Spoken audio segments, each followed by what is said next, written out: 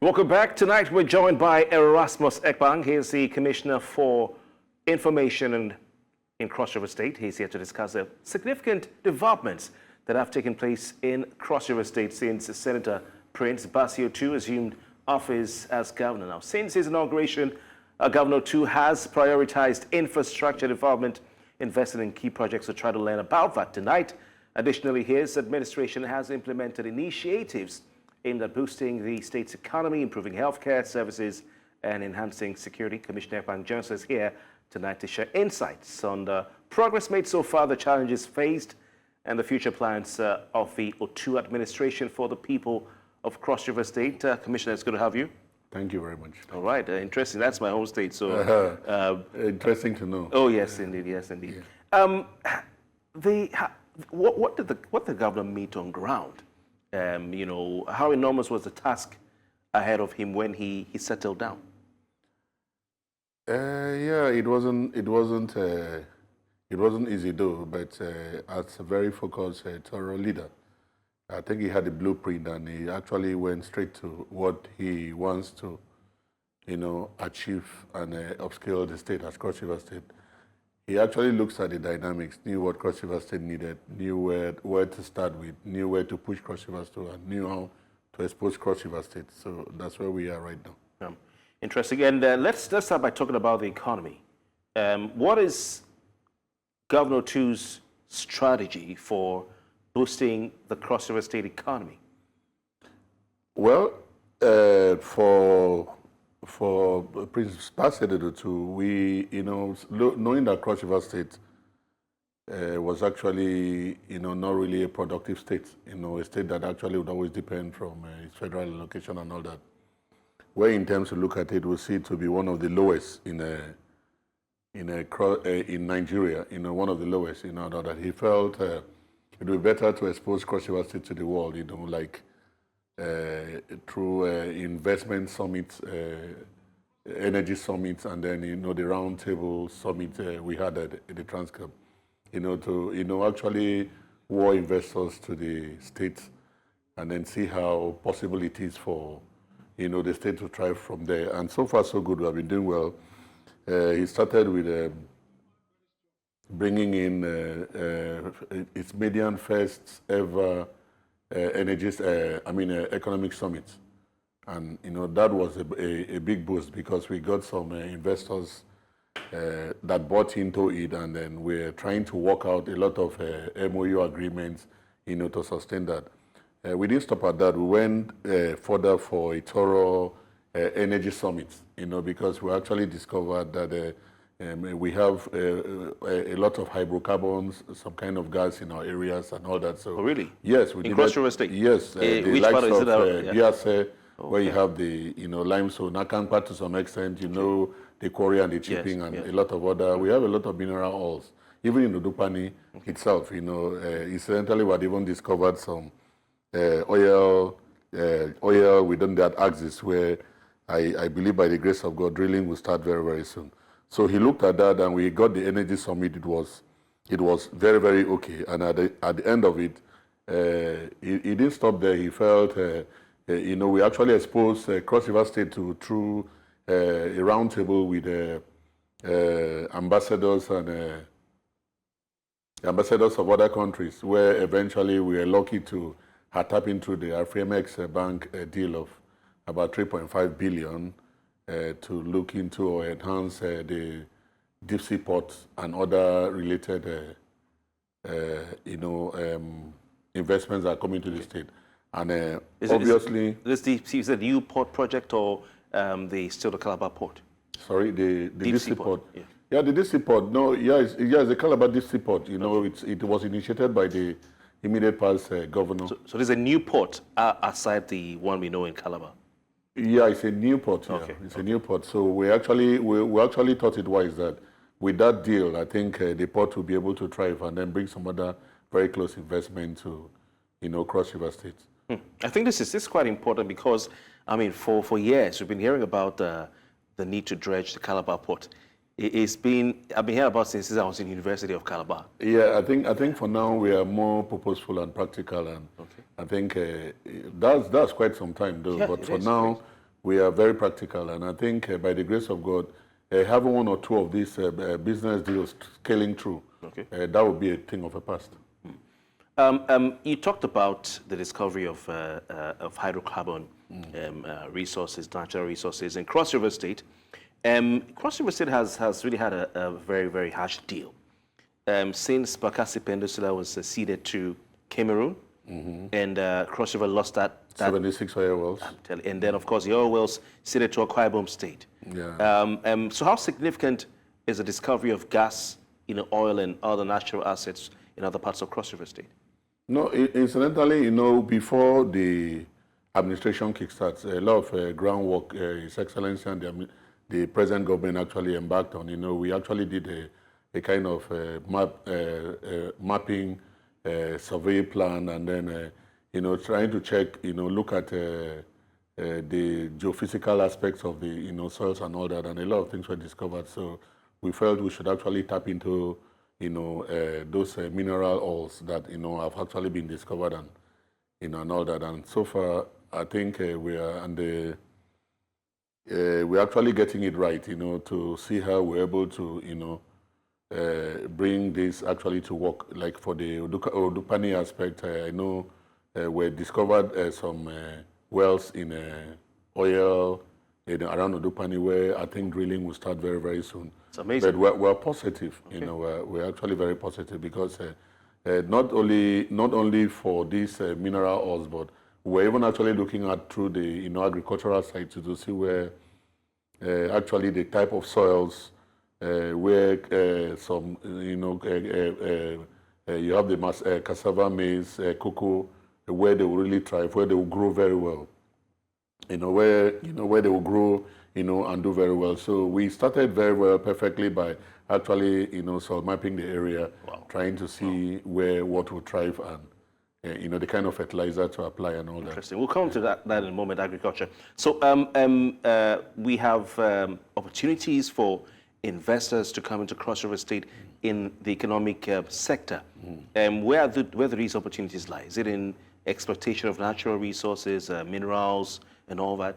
No, for us to start with, exploitation, even to start with, we do well with the cocoa. We have about the best, type of, cocoa species in Cross River State Central, the Tung Ecom axis, the Buki axis, and all that. And we have a lot of, other mineral hydrocarbons, within the Cross River State.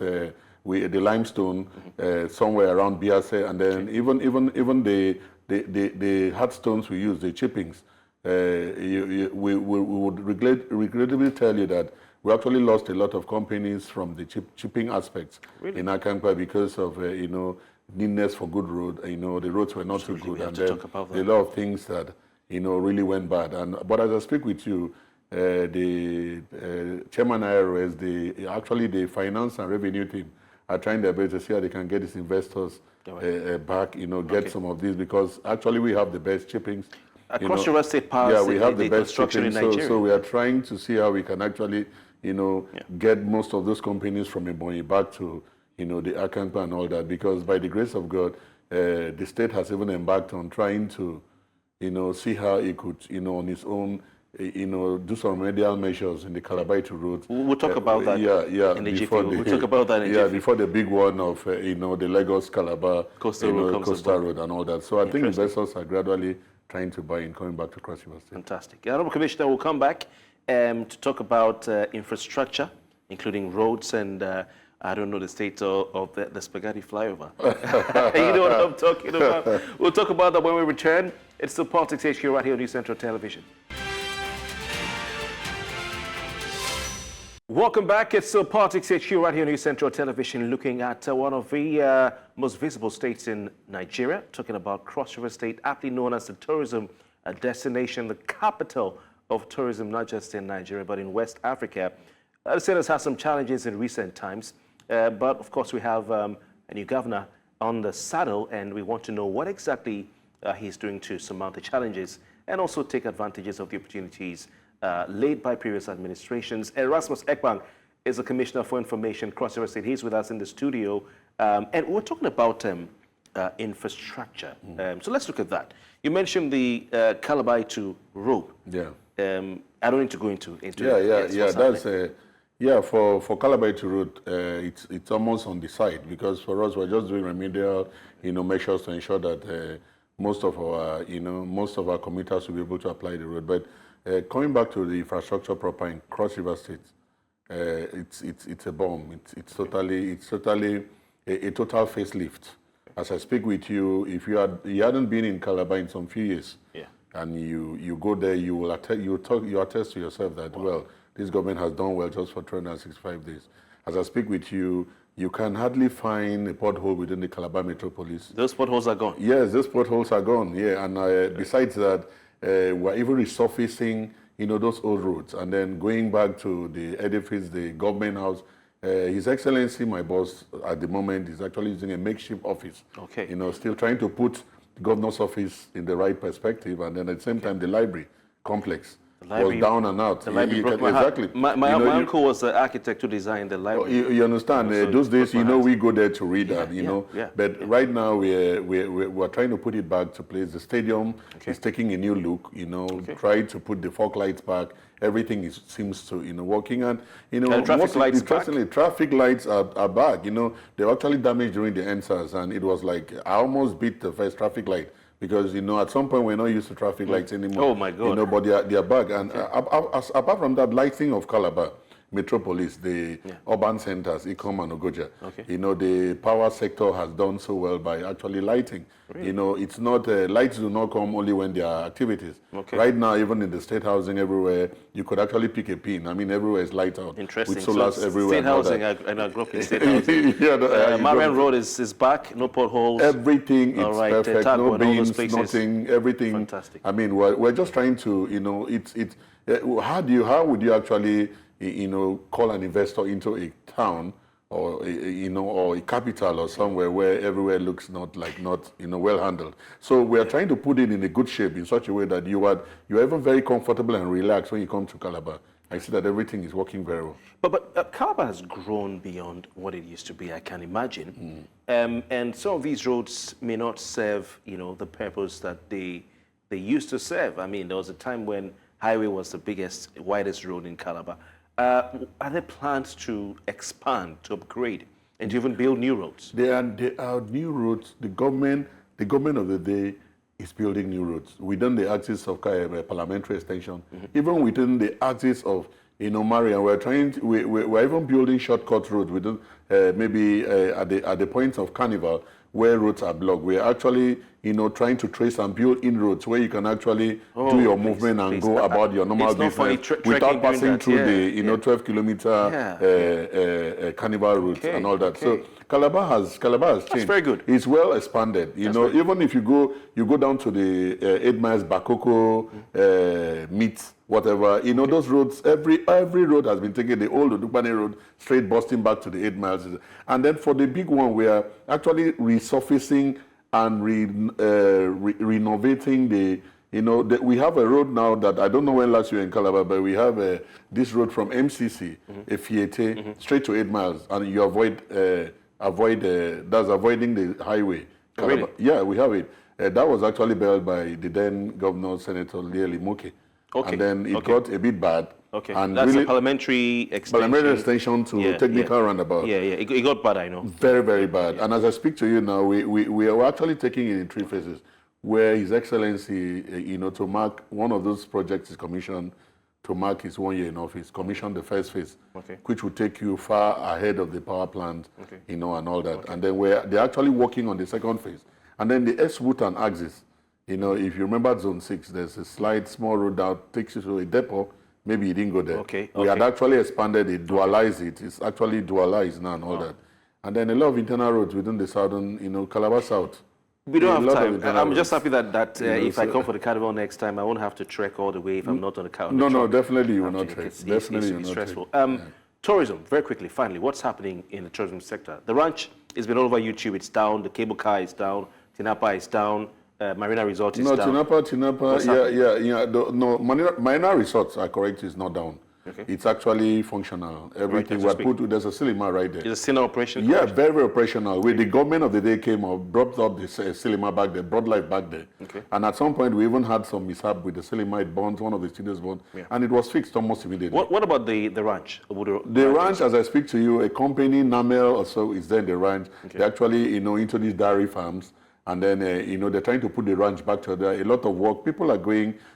Just last 2 weeks, I put some guests at the ranch. Okay. And, we have a GM, a very proactive GM that is working very, well in the ranch. And we're trying to bring back. For the cable cars, this is gradually 365 days. Yeah. It's just barely a year. Yeah. By the grace of God, another 2-3 years we have. Okay. And maybe more. So I think we'll gradually get to that because for His Excellency, Senator Prince Bassey Otu is a very thorough, principal and boss that actually wants to, regain back that Cross River State we all knew. All right. You understand? That's just his target, not to mention any new, but to consolidate on. How about maybe the canopy walkway? Yeah, that's what I'm saying. The canopy walkway is there. Okay. It's still functional till now. Okay. Maybe some little. Some very minute maintenance or something, but it's still functional. Okay, so that's been one. How about the Calabar Carnival? Oh, that's the big one. Already, as I speak with you, as of 3 months ago, we've unveiled a team, Shared Prosperity. Okay. Yeah. So the last carnival you may have witnessed, where there were no, the last carnival where there were no, where we just came in 6 months. Yeah. You saw how huge it was. Okay. Hotels were closed. It was just that if you recall Calabar those days, the band started on time, they finished on time, people had to relax on time, and all that. And for this one already, like I told you, 3 months ago, we had already, launched the team Shared Prosperity. Okay. So the plans for this year's carnival would be very huge. Thank you very much. Yeah. Honourable Commissioner, we have to go. I would have asked you about Carriageway to know whether it's still operational. Yeah, we're doing well with Carriageway. As I speak, we're about taking in 5 more aircraft. Okay. All right. And all that. All right. Commissioner Erasmus Ekpang, it's been good having you, Thank you so on the much. program tonight. We hope to have you again right here. We'll probably bring over a crew from New Central. Look at what's happening across the state. So. That would be nice. And whenever you're in Calabar, feel at home. Yeah, that's where you were. Yeah, definitely. Yeah, exactly. Okay, that's the size of our package. In Calabar, they say, come and live and be at rest. And we look to see Cross River State, the People's Paradise, regain its pride of place in Nigeria. My name is Kofi Bartels. Many thanks for your time. Politics HQ returns next week on New Central TV. Good night.